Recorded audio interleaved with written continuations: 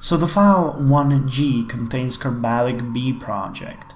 As the name suggests, it's the second type of rocket that does not entirely fit in.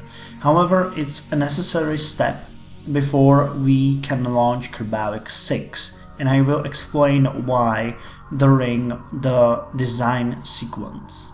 Now the main objectives of Kerbalik B are as follows. We will be testing the Sepratron 1 and we will be testing the Mystery Goo Containment Unit. It has no secondary objectives, and the mission plan for Kerbalik B is as follows. While on Launchpad, test the Sepratron 1, and while on Launchpad, test the Mystery Goo Containment Unit. The project budget is 10,000 Kerbal dollars, and we have none in reserve. Now, as the project has been approved, we can move towards the design itself and explaining why Kerbalik B is a step ahead in our program.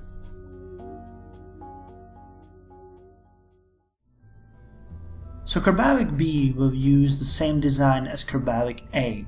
It's basically going to be a capsule put on the launch pad on which we will do our various tests. So I'm gonna put the antenna up on here, and we are going to put the Sepratron on it, which is the part that this has to test. I'm gonna limit the thrust to say 15%. Come on, yes, and let's give it only half the fuel it's supposed to have. Now, another thing though, and the main reason why I'm doing this test, is that we are going to put the Mystery Goo Containment Unit on this baby, and we're going to put 3. Now, the reason for this is that I have absolutely no idea how much science we can get from each of the biomes that we are going to visit with the Mystery Goo Containment Units. Whether we will need 1 per biome, 2 per biome, 3 per biome, or even more. Actually, I'm gonna put 4 on there just to be sure that we will have what it takes. So yeah, this is going to be Kerbalik B. Its main reason is to test things that we need to know before we launch Kerbalik VI. Spoiler alert. And who else should do the testing than Bob Kerman, our scientist? So first of all, let's start by testing the Sepratron. I think, yes, Kerbin and landed. So let's activate the Sepratron. It's burning through. Damn, this has a lot of fuel. Well, I think it's the thrust limiter that gave it so much fuel. Okay, Sepratron 1 has been tested, and now we can check how these goo containment units work. So let's observe the goo. The goo doesn't seem to be doing much right now. Okay, 0.3 science, and yeah, we can see that there is still something left. So I'm gonna do another test here, and I guess another, and I guess another. So what this tells me is that basically we need 2 goo canisters per biome, and that way we should be able to collect most of the available science. Cool, that's why I did this, because Kerbalik VI is going to take these babies up in the sky. Yep, this clearly shows what I was talking about. 0.3 science from the first one and 0.1 science from the second one. So 2 goo canisters per biome should be all that we need. Now I think we could check that also on the science archives. Wait, those are not the science archives? R&D? Yep, I always forget about that. So yeah, we got everything covered except recovery of a vessel after a suborbital flight. What does this one do? Can we check it out? I guess we can't. Oh, never mind. But the Kerbalik VI is now going to take these up eye in the sky and finish the mission that we had planned for it, which is test the LV-909 liquid fuel engine in flight over Kerbin. Does it have another one that we could use? Test LV-T45 liquid fuel engine landed at Kerbin.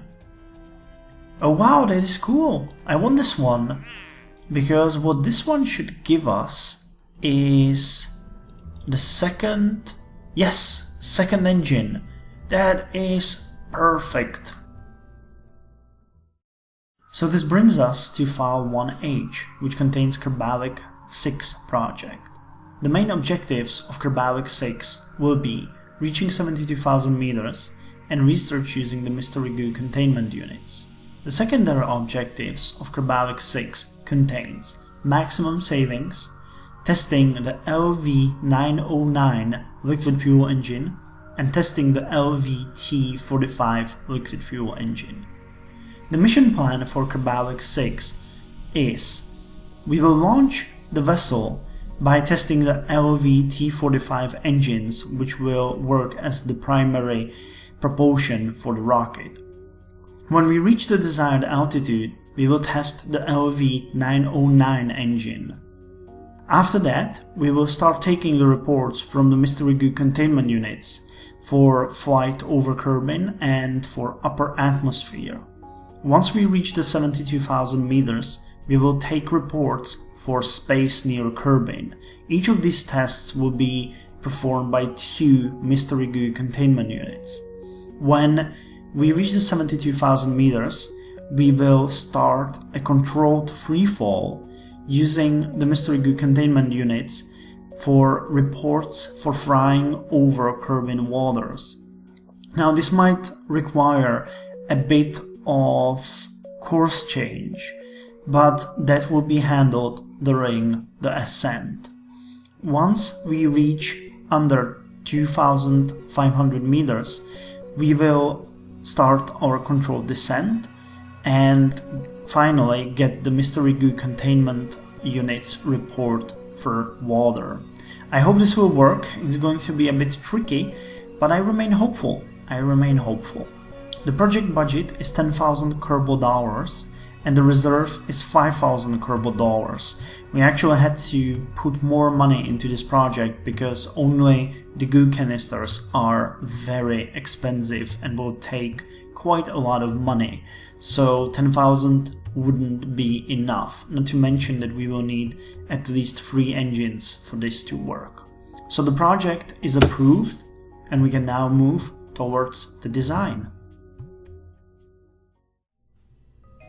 So designing Kerbalik VI will be a bit tricky because I'm working with a lot of unknowns here.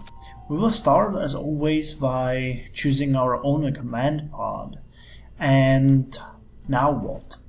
Well, we'll work with what we know. The second stage will be a fuel tank and the LV-909 liquid fuel engine, which will be located right under this. The starting engines have to be the LV-T45s, so that means we will need to put, I guess, 2 of them. 2 have worked in the past and 3 have a nasty habit of rotating. 2 fuel tanks, and now what we need is putting a bit more fuel tanks here. 2 would probably suffice, but I'm gonna go with 3 because we'll have a lot of excess weight here, and by a lot I mean a lot. Let's put on the parachutes and we'll put on the communitrons as well. Now by a lot I meant a lot because we want to test flying over Kerbin, upper atmosphere, space near Kerbin, then flying over Kerbin's shores and water. So that's 10, actually that's really 10 Mystery Goo Containment Units. Wow, it's going to be heavy. Okay, that's 2, that's 4, Okay, that is 6.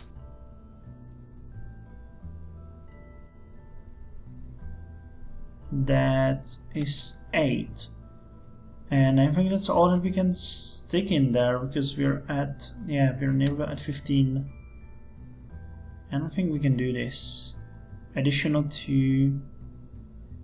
God, I should have given myself more money. I'm at 16,000 already.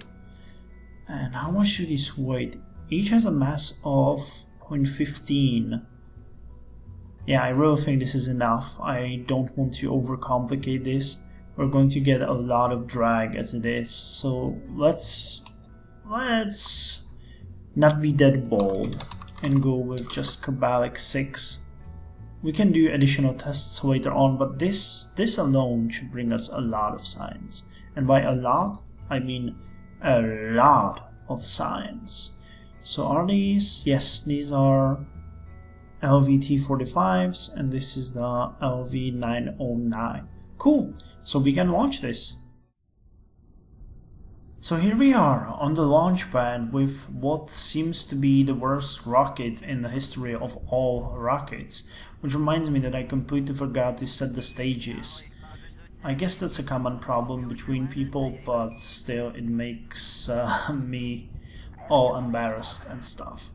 Okay, anyways, we're flying with Jebediah, though Bob would be a better choice, but I have my secret reasons for it. They're actually not that secret. I'm pretty sure that these pods will make it unstable, make the rocket unstable, because I have put them on... actually they seem pretty well put on, but still, there will be a difference, I'm sure about that. I put them on manual, as you saw, so the ship will need the SAS, and Jebediah is the only one who can do that. Plus, the difference in research won't be that big of a deal, so yeah. And a main reason as well is that I will need to focus on these containers and taking the tests, so I do not really have time to keep the ship on a course. The SAS has to do that for me. Okay, so as it seems, everything is set up. We got the LVT-45s ready, and we got the LV-909 ready. So let's throttle this thing down a bit. Check what our direction is. Yeah, we will need a course change slightly. 2 to 5 degrees again. Actually, we can do less, because last time we landed somewhere over here, so it was a bit excessive. Anyways, let's go. So Jebediah, are you ready? I definitely am. 3, 2, 1, mark. Okay, it's way too heavy, but we will start taking the goo samples. Take the goo sample. Good. We got 2 of those, and man, do we need to get our speed on. Okay, how are we doing? We still need a bit more altitude. Come on. Come on. Okay, both missions have been tested. And we are at 6,000 meters now. How's our apoapsis looking? 19,000 meters. Okay, this should be good. We're getting some drag, but that's to be expected. Terminal velocity looking good. Apoapsis at 50,000 and climbing. Okay, what I'm gonna do now is I'm gonna shut down these engines and launch just this one on full and slightly tilt the rocket to the desired direction. Okay, we should be in the upper atmosphere now. Yes, we are. How is our... Okay, we need more thrust here.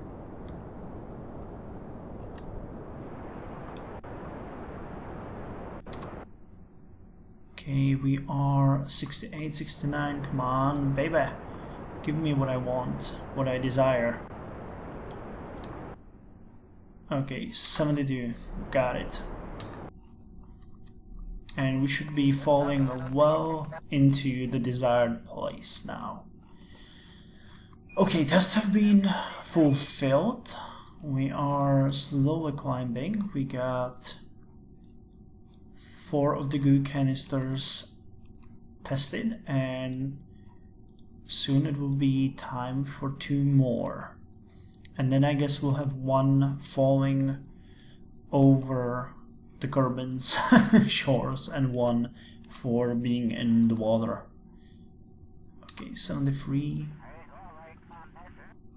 Wait for it. Here comes the music. So observe the Mystery Goo. Entire point of science for just that. Man, this mission will yield us a lot. Okay, we got 73,000 meters ahead of us. Or behind us, actually, because we are almost there.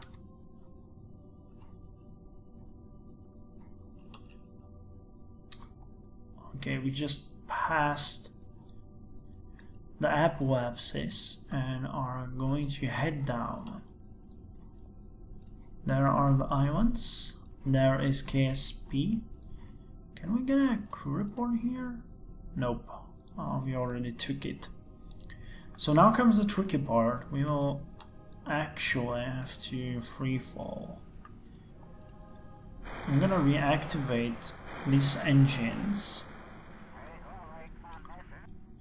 because when we start coming down, we will need all the thrust we can get to slow down. These parachutes will do us a lot of favors, but I am fairly certain they won't be enough to slow us down. We'll get to about, I guess, 1,200 meters per second, and then atmosphere should kick in. And this rocket looks really so weird. I should have put something here, but yeah, that would block the thrust, so this was the only choice. But yeah, here comes science. Here comes science. We'll get 2 for this. I see 5, 6 signs maybe for 1 mission. That is definitely good. Okay, wait, are we falling into Kerbals waters or what's happening? Still upper atmosphere. Oh no! We didn't get enough. Oh god damn it, game. You had to do that to me. Yeah, it's flying over Kerbin. God damn it. Well, there's nothing I can do with that now. We're falling like a rock. I should have used that fuel to get some distance between us, but okay, what can you do? This mission is a major success, but one of the secondary tasks will not be finished. Oh well, what can you do? Okay, time to release the parachutes and coast down. You know what, while we're here we can do this, take the data, or data, depending what you want to call them, and just coast down. I could try to do some fancy shenanigans, but actually, you know what, let's well, flying at Kerbal, let's reset this, because I'm fairly certain. Oh wait. I'm fairly certain that we will land in Kerbal's grasslands, which could work as well, potentially. Okay, 800 meters. Where is the shadow? I need my shadow to orient myself. Come on, shadow, where are you? So what happened is that the game crashed on me, And when I loaded back in, I found out that we are up here, back in space. So let's observe the Mystery Goos. Though I'm not entirely sure. Yes, these are from upper atmosphere, and these will be from flying at Kerbin. Cool. So yeah, we are back up here, and we are again falling down towards, well, what is not Kerbin's waters. I guess I could fix that right now if I did a proper burn, but on the other hand, I don't think I'm gonna do that, because hey, we the game crapped out, but we are going to continue like it didn't. So let's just activate these engines for reasons and continue down back towards our Mount of Doom. We took everything. Okay, the contracts though did not load up. That is interesting. I guess they are already fixed. I don't know. Not entirely sure. We will have to check that when we come back to KSC. Or KS Kerbal Space Venture, so KSV. Okay. Well, we are going down. We are slowing down. I'm hopeful that none of these will tear off. Nope, they didn't. Chute deployment is unsafe, but we are slowing down fast, and this point is no longer considered unsafe. So just speed things up a bit. And deploy the chutes now. Okay, we're 1500 meters above the surface, which is great, but we can speed it up because we've already been through this part. And I remain God hopeful that we can get the science from down here. Okay, 600 meters, 500 meters, 400, 300, 200 meters, and below 100 I'm going to start the diesel burn. Actually, let's start it right now. And a bit more. Nice and easy. And we're down. Perfect. So let's check the Mystery Goo. Observation from KSC. Okay, well that's not what I wanted, but it's something. It is definitely something. So yeah, this was Kerbalik VI, and let's see what the results are. So the results are great. We gained 3.7 science from this trip. Look at that. Look at that. We recovered 13,649 funds, which is also awesome. And Jebediah Kerman gained no experience, which, you know, isn't all that bad, I guess.